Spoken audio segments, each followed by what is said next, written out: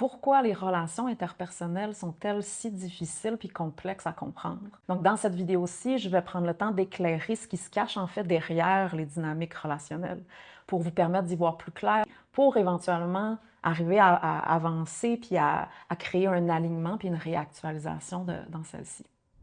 Déjà, pour comprendre une relation, on a besoin de casser un mythe.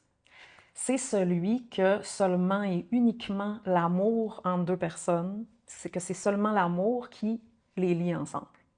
Le conte de fées qu'on nous a vendu puis qu'on veut tellement croire, qui nous empêche en fait de voir clair, puis qui nous aveugle sur ce qui se passe réellement en dessous, au-delà de nos idéaux, des idées qu'on peut avoir, qu'on projette, de nos attentes, nos espoirs.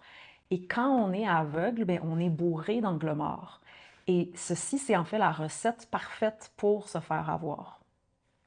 Parce que derrière chaque relation, il y a enfin un contrat invisible. Et ce contrat-là est généralement inconscient. Il y a la version à la surface, qui est remplie de nos rêves, puis de nos projections mentales, puis des idées de ce qu'on voudrait que ça soit. Il y a aussi ce que l'autre nous projette comme image ou ses mécanismes de protection pour être aimé, puis vice-versa. Et il y a ce qu'il y a en dessous. Et ce qui se passe en dessous, on en est généralement inconscient. Donc, dans une relation, c'est donc deux personnes, deux inconscients majoritairement, sur deux pattes qui se rencontrent. Et donc, pendant un certain temps, mais ça fonctionne. Il y a une forme de lune de miel, que ça soit une relation professionnelle ou personnelle ou amicale, amoureuse. Mais petit à petit, cet inconscient-là va se mettre à se révéler à soi.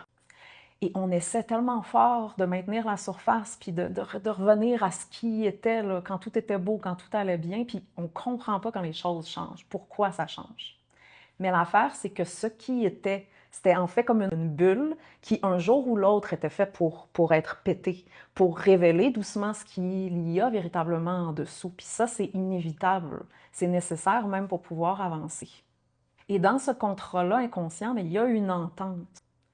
Une entente invisible, non dite, de tu me donnes ceci, puis en échange, je te donne cela. Et pendant un certain temps, mais ce contrat-là, il peut fonctionner. Ça veut dire ce que l'autre nous donne nous permet de se sentir important, ou on sent qu'on est tout pour l'autre, ou enfin on n'est plus seul. Et on a quelqu'un à qui on peut s'occuper de quelqu'un ou penser à une personne à temps plein. Donc on sent revivre.